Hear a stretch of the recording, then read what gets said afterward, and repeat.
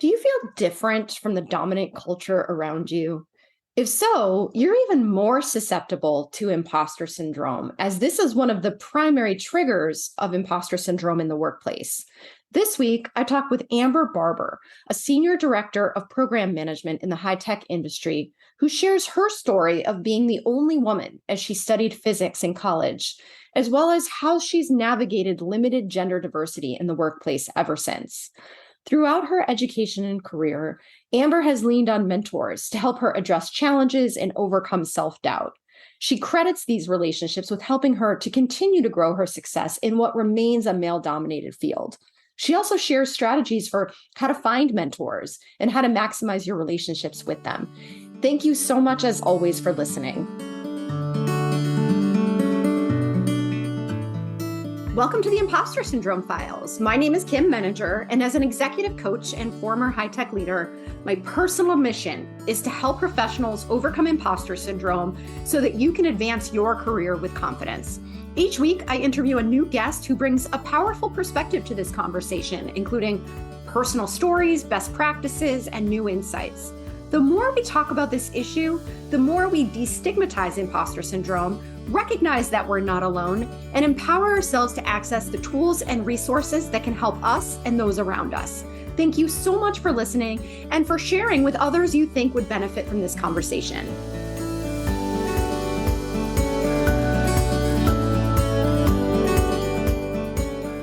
Welcome, Amber. I am thrilled to have this conversation with you today, and I'd love to kick us off by inviting you to introduce yourself.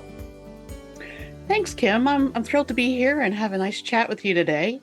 I'm Amber Barber. I am currently the Senior Director of Program Management for Jade Global.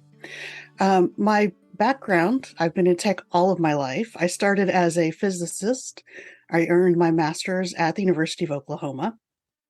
From there, I've worked in semiconductor companies like National Semi and Lam Semi, as well as spent some time at Microsoft.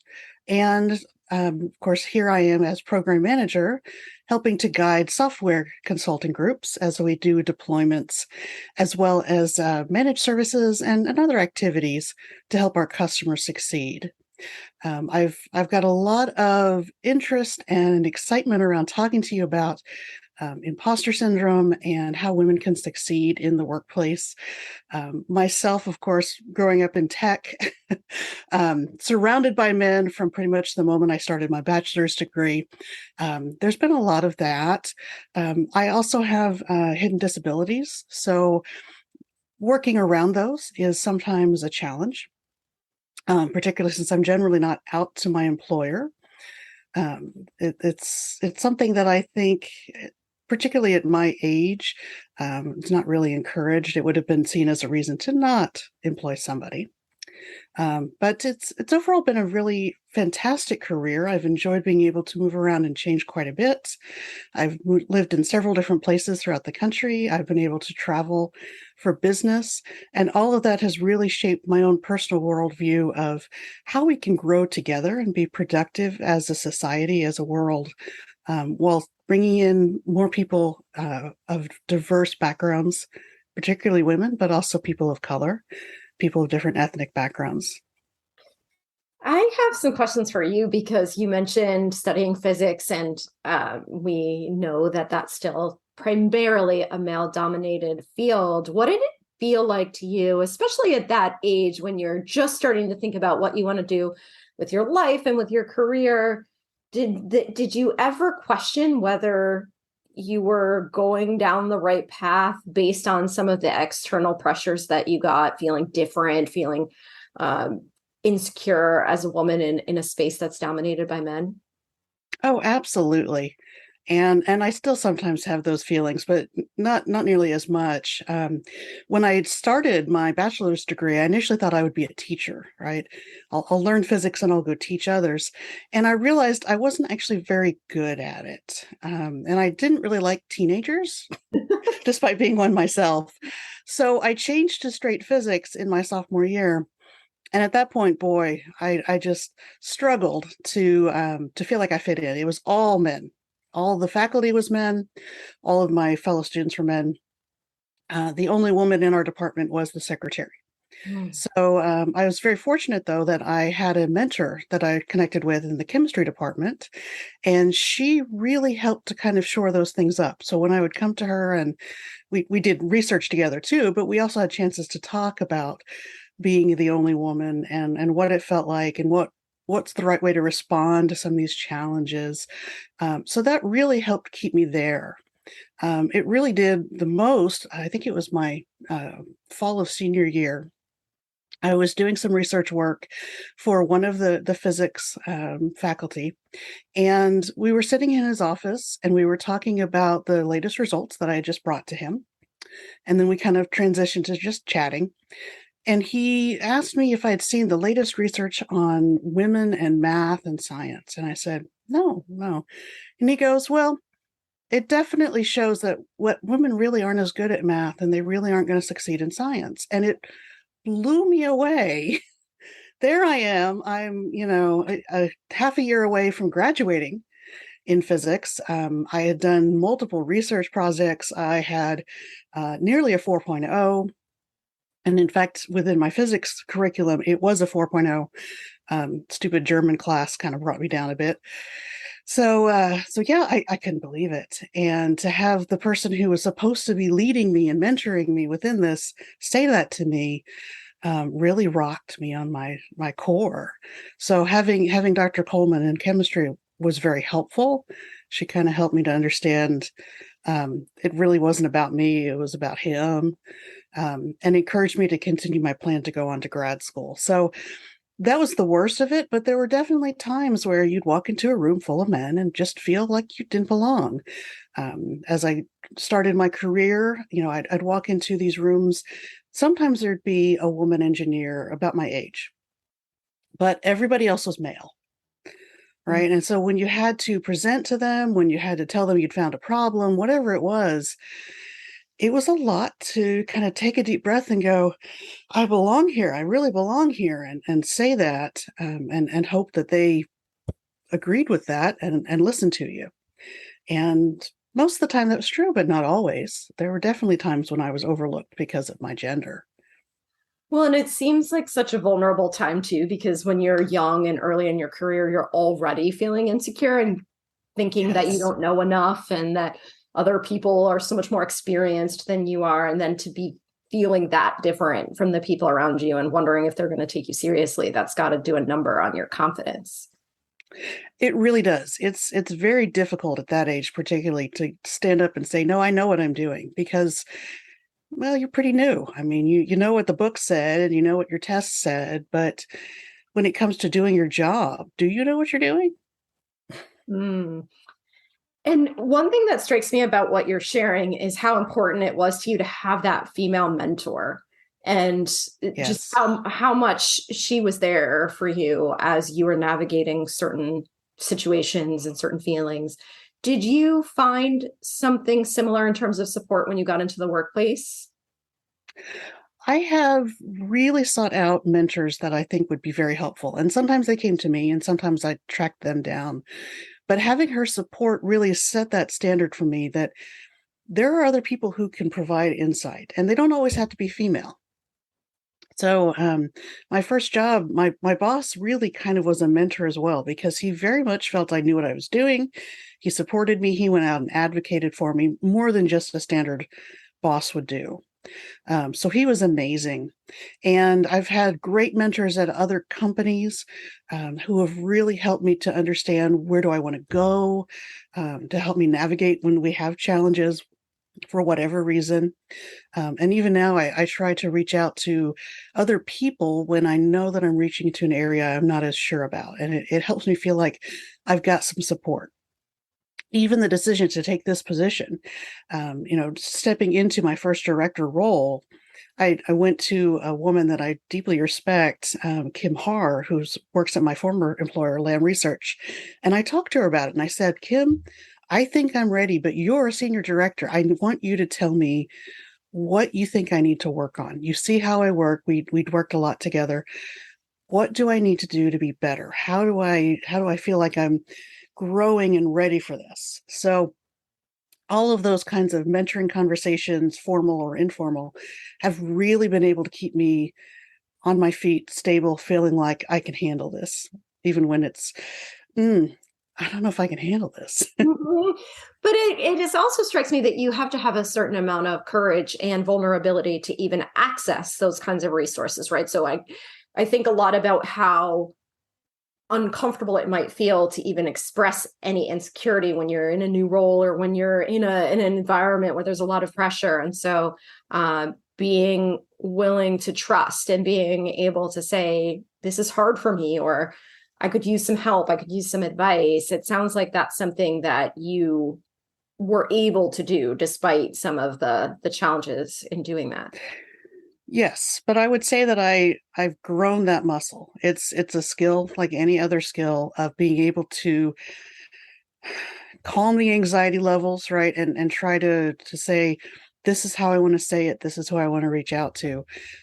Certainly, when I was first dealing with issues, even with that first boss, or taking things to the Dr. Coleman mentor that I had in college, I was a ball of anxiety. I wasn't sure how to phrase it or what to say or what to even ask for, right? You shouldn't just walk in and be like, I'm now going to dump everything that I'm worried about on you. You got to have something that you're looking for.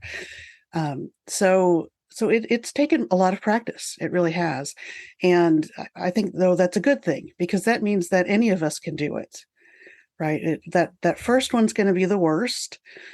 But if you prepare, I think it goes a little bit better. And then the next time that you need something and you go to approach somebody is, hey, I have a question, or hey, I'm looking for mentoring. It's a little easier, and it gets a little easier each time you do it. Is there anything you think would be helpful for people listening to think about in terms of identifying those potential mentors, um, or preparing for that very first conversation? Mhm. That's a great question. And it's something that people always ask. How do I find a mentor? I think the first thing to do is look around you. Look at people who you work with or you've interacted with some within your internal company, who is one or two levels above you, right? You don't have to go trying to talk to a VP, particularly when you're new. And you kind of get a sense as you work with people of who's business only and a bit standoffish, as well as who's more friendly, who comes in and says happy Friday when it's a Friday meeting. Pick those people, right? Pick the ones that seem friendly and approachable. Go to them again with something specific, right? If I'm working on this particular project with them, whether they're directly in the meeting or they're somebody's leader, just go in and say, hey, I wanted to ask you about this and this piece of it. Or we seem to be having a challenge. I wanted to kind of see your thoughts on it. And when you start with those specific pieces, they understand that you're not just walking in and going, I want you to mentor me. I'm opening my mind, dump something in there.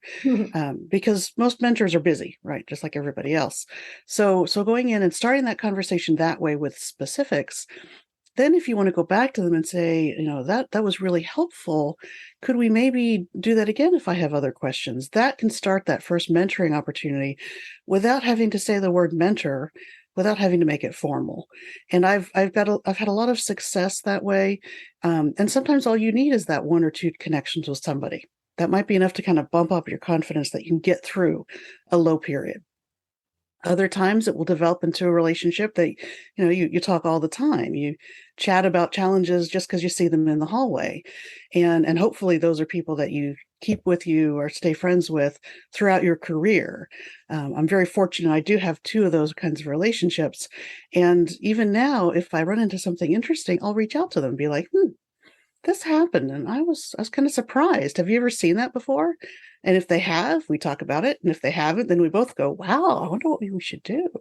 So That's great. And I really like the way you talk about not having to use the M word, because I do think that can be really intimidating, asking someone to be your mentor. And the other thing I really appreciate about what you said is you can strike while the iron is hot, right? If you're having a good conversation, if you feel like this person's supportive and open, there's always more discomfort after the fact if you close up that conversation and then you feel like, oh, I want to go back to them, and you haven't already established that expectation that you're sort of going too many times to the same well. Whereas if you say that in the moment of, I've really enjoyed this, I really appreciate your support, I'd love to be able to do this on a more regular basis, get permission from them, and then it doesn't feel like you're stalking them or Right. doing something inappropriate. Yeah, absolutely. The other thing I do have to say about mentoring, and I've actually done a number of talks about it, but this is key. Mentoring has to be a two-way street. And that doesn't just mean you should mentor others eventually. That means if you can bring something for them that they don't know, right? If you can talk about, what's happening in your world that's kind of interesting, it becomes more of a conversation, and that builds a deeper relationship as well. So sometimes it's going to be just about you and just about your one problem, but really look for opportunities to develop a true relationship there, and you'll find it much more successful. That's a great point too, because I think sometimes we doubt ourselves when we feel like we're taking too much and not giving. And so even asking the question, how can I help you? What are you working on that I can support you on? You never know. I mean, it could be something simple like you might have a friend if they have a job opening and it might make it easier for them to find somebody, or you might be using a tool that they haven't used before. So I think not assuming that just because they might be at a higher level in the org chart, they don't need anything from you, when it could be anything. Right. Absolutely. We all are learning, even the people with those big titles. That's right. One question I want to ask for you is proving yourself, right? I think that's something that tends to be more challenging for women, especially in male-dominated fields. There's this sense of, I need to work that much harder. I need to be perfect. How has that shown up for you? And do you feel like you have found some ways to lessen that a bit? Unfortunately, that has shown up for me so much. And I typically find it either because I'm starting in a new job, and there's always a little bit of prove yourself, but it feels like it's a bit deeper for women. But also within the same job, the same role, if I do new projects and work with different teams, I have to prove myself again. And for a while, I really let it bug me. That the biggest thing that I heard, particularly when my title wasn't engineer, which it always was, sometimes it was, but it hasn't always been. If I walked into a room, they would assume I wasn't technical, that I didn't know technical stuff. Meanwhile, I'm thinking, come on, guys, I know the physics behind this. Give me a break. So, so part of it is realizing that you really can't stop it. It's a cultural thing. Once you get to the point where you're the leader in the room, you have the ability to try and stop making people have to prove what they're doing, and just, yeah, we trust you. You know what you're doing. You got a degree, you got background. But when you're the one walking in the room having to prove yourself, I think the best thing to do is simply have a quick intro that you're going to give when you first walk into the team, and hit the high points, right? If this is a technical project that I'm doing where we're doing some kind of, let's say, Lean Six Sigma improvement, which I've done that before, then when I introduce myself, I don't just say, hey, yeah, I do Lean Six Sigma. I say, I've been doing this for this many years. I'm a master black belt. I've run this kind of project similar to this. And it gives them some concrete things to bite into.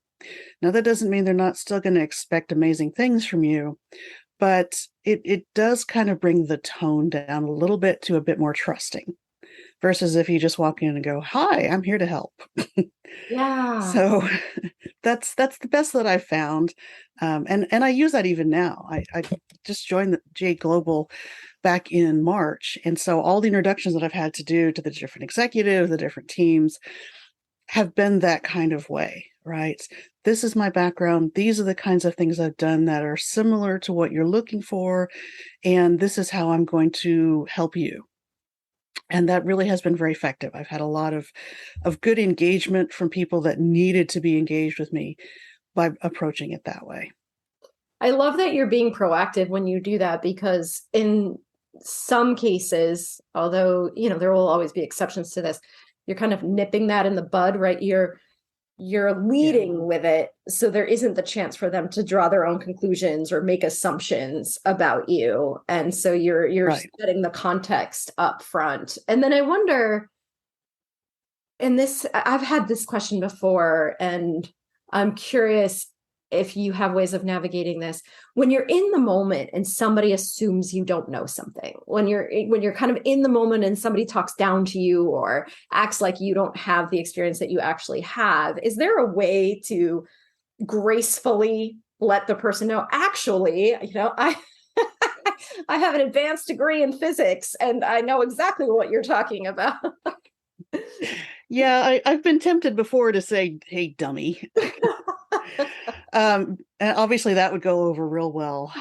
No, I think the best thing that you can do is, again, try to go back to your background in a friendly, I'm connecting these two dots, right? So if somebody says, well, this is this kind of project and it's really technical and we would really need people who understand how this kind of tool works. When you have the background already, you go, okay, I think that my own background working on this project and doing these things with this very similar tool will be very helpful. Now, it again, if somebody's already that aggressive with pushing on you about how much you don't know, it may not totally diffuse that, but it makes you look much better in your response. It does give them a bit of that background, and most importantly, the rest of the team goes, "Oh, wow, he's being a jerk." She does know what she's doing. So it kind of it helps build that team relationship. And sometimes what you need is the rest of the team at some point to go, knock that off. She knows what she's doing. I like that a lot because I do think about that. If you certainly can't change somebody else's way of responding. And so if that person's being difficult, your best option is to neutralize them by doing exactly what you said. Get everyone else on your side by Right. being the bigger person, taking the high ground, right? And then they'll start to realize, oh, wait a second, it's he's the one with the problem. Yes, it's sad, but it's true. We have to kind of regulate our emotional response as women to what people do. And so even when you're very frustrated and you're like, I've answered this before or whatever it is, the best thing you can do is not show it, right? Don't have your resting bitch face show up. Put a little smile on and remind them and that the team will come to your rescue once you've developed that relationship and they trust in you. Because I've actually heard that. I'm not saying this because I think it'll happen. I've had different projects where I've worked with people, and when something like this would come up, she knows what she's doing. Trust her process. So it does take a little more work. It does put the impetus on us as women again, but it smooths the way much more than trying to be confrontational about it.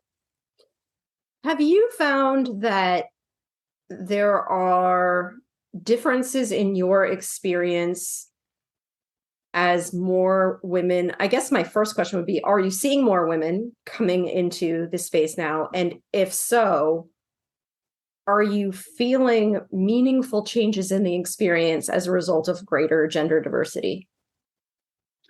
I'm definitely seeing a lot more women moving into tech, primarily in engineering kind of roles. Most people aren't into the pure sciences, and that's okay. Um, and I think it's great. I think that there's a lot more ability to support each other. There's a lot more awareness for companies that truly pay attention to it of, this isn't just a woman thing, it's a parent thing, or it's an all people thing. When we talk about things like flexible hours, right, or reimbursement for childcare or FMLA time off, I think having more women has definitely brought that to a bit more attention. I know when I had my daughter in 2003, I got 8 weeks of leave. That was it. And I had a C-section. So I was recovering from abdominal surgery and going back on that 1 day past 8 weeks point, because there just wasn't anything like maternity leave. It was all, well, take your short-term disability and then come back. Um, and doing things like trying to continue to breastfeed her at that point and pump. I was tucked in a little closet at the nurse's office for the facility I was at. So the changes that I see are so much better. There's dedicated time and space. Yes, you can go ahead and leave campus if you need to. There's a lot more awareness and a lot more flexibility, not just around having children, but in general. I think the one thing that we risk is that there are definitely some companies that are starting to say, well, we'll put some employee resource groups together. We'll set up some things like maternity leave and maybe childcare, and that's good enough. Hmm. And those are great, but they really don't address, okay, well, what's the day-to-day job like? And what's my opportunity to continue to grow in my career? And that's the part that I don't see. I mean, some companies are definitely doing that. They set up things like mentoring programs for women, but it's still not quite enough. So it's still a little bit too focused on the personal side, not quite enough on the growth side. And I think that's now becoming the limiting factor, that there's a lot of young women I see coming in straight out of college, early career, who then look around and go, now what? Mm. Right. And I think they're still seeing a lot more of their male colleagues promoted. And so, that's a situation that I had myself. And unfortunately, it drove me leaving two different companies because I wasn't growing in career. And the opportunities that I said I was interested in and prepared for, they gave to men. How much of that is a function of the fact that when you work in a male dominated space, it's just easier for men to access the power networks that make those decisions. And so you see commonalities, you know what you have in common with somebody who's more like you probably have an easier access point to build a relationship, and then you're just going to be more connected to people who are making decisions. I mean, I feel like that's always going to be a barrier until we figure out how to break down some of those networking blocks. Yeah, for sure. And I think that's true. I certainly, there's research out there that says you tend to hire like you. So when you have a hiring manager and their hiring committee and it's all male, right? Women don't look like you. Mm. Just like if it's all white and you have a candidate who may be of color, they don't look like them. So that's a big deal. And I think hiring is the immediate one that people are starting to think about. And, oh, we should have a woman, a diverse person on the hiring committee. But I think it's absolutely true for things like promotions as well. And having been an actual manager with people that I had to look at for promotion opportunities, when I would be in the room, again, I'd be the only woman. And it was very buddy. Hey, this guy, he's a good guy. He's been working here a long time. It didn't seem to matter that they'd have these criteria lists of things that people should be doing and where they should fall on skill sets to promote. It really seemed to be about, he's a good guy. Yeah. Mm. And, if you don't have women in the room to say the same things, yeah, she's a great employee. She just, she's got it. Then it's going to be harder. Right. And it's dependent on an individual manager in that case to think about you and to promote you in that way. And I always like to think about things from the perspective of the system and what can be done at a macro level. And then, given the realities of the system, what we can individually do, because obviously we don't have control over the whole culture and how things operate. And one of the things that jumps out at me from our whole conversation, you can let me know if you agree or would add to this, is just the importance of being proactive and building those relationships. It sounds like that's something that you have done consistently throughout your career. Are there other things that you think about in terms of driving your own career success in the absence of some of those structural systems that can help that? Yeah, there's you definitely hit the nail on the head. Being proactive is the key. It's really important to know this is your career. So you need to know where you want to go, even if it's just the next job. Not all of us go, oh, well, in 20 years, I definitely want to be this. But know what you want next. Know where you want to be. What's the kind of role? What's the kind of responsibilities? And yes, be proactive. Talk to your boss. Talk to a mentor. If you can get to your boss's boss and they're willing to talk to you, talk to them, and be upfront. Right? I want to move into a director role, and I'd like to do that in the next 5 years. How can I get there? And continue to own that and drive your own career, but also be ready to leave. Right? If you hit a point in a job, even if you love that job, but it's not growing for you, start making a plan for how to do something different. And maybe it's at the same company, right? If you're building relationships there, maybe there's something that you could move to. Maybe it's a totally different company. But don't be afraid to leave. Don't be afraid to say, I'm not happy here and I need better. And so I'm going to go look and do that, because you're the only one that really cares about your career. At the end of the day, that's the biggest message that I've heard.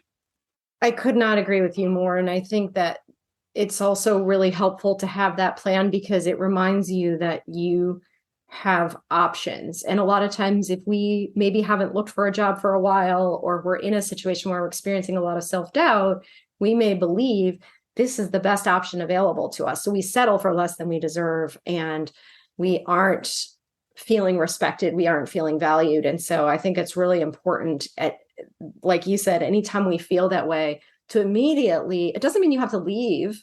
It doesn't mean you have to do it, make any decisions, but to immediately start to explore those options, so that you know that you have you're not a hostage to this situation. Right. Yeah, absolutely. And definitely have relationships outside your company. No matter how much you like your coworkers and your boss, it's important to join groups that are similar to you. So your Leading Humans group is an amazing one for that. There's other orgs that I'm also participating in. I do a lot of DEI kinds of groups and activities. I've also been in a group called Women in Lean. For my lean background. And so having those different communities can be incredibly helpful. When you're having a rough day, you're having a rough month, you can go and you can talk to people who are like you, and they can support you. And then in return, you can support them back, right? We all have bad days, but that also gives you a chance to kind of learn and grow, and thinking about, you know what? Maybe I want to try what they do, or maybe they could introduce me to somebody at their company. So it provides so much to be reaching out to other communities of similar people. You're so right. It broadens your horizons in ways that I think are really important, because I know when I joined tech, I didn't know what I didn't know. I wasn't on my career radar. It really happened spontaneously. And then I found myself in this company for almost 10 years, and it was the only thing I knew. I just assumed all companies operated the way that this company did. And so I didn't know whether I was being treated fairly. I didn't know that there might be other ways of operating. And so the more you can have access to people who share their stories and can tell you about the values of their organization, the more you can decide for yourself, am I where I want to be? Are there other options out there that would be a better fit? Absolutely. And I think that's one of the big advantages that social media driven internet connections that we have right now, that didn't exist when I was walking out of grad school. So same kind of thing. You get into your first job and, oh gosh, is this right? Am I getting paid well? I don't know any of these things. But now people who are new college, people who are, at the level that I'm at, the age that I'm at, all of us can still reach out to each other very easily. We can find people all over the world who do things like we do and connect with them. So the resources are out there, and people should definitely take advantage of them. Well, this has been such a great conversation, Amber. Any final thoughts?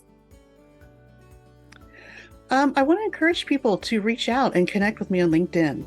I do a lot of different posting and amplify messages around DEI, mentoring, public speaking, and then project and program management, which is my latest passion. So I'm always happy to talk to people about those different topics. I've even got a few articles on some of those if they're interested in it.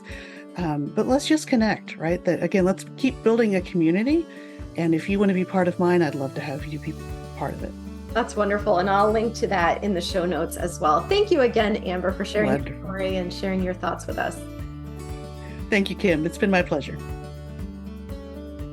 Thanks so much for listening to the Impostor Syndrome Files. If you would like to continue this conversation in a safe and trusted space, I would love for you to join my virtual discussion group every Thursday at 12 p.m. Eastern.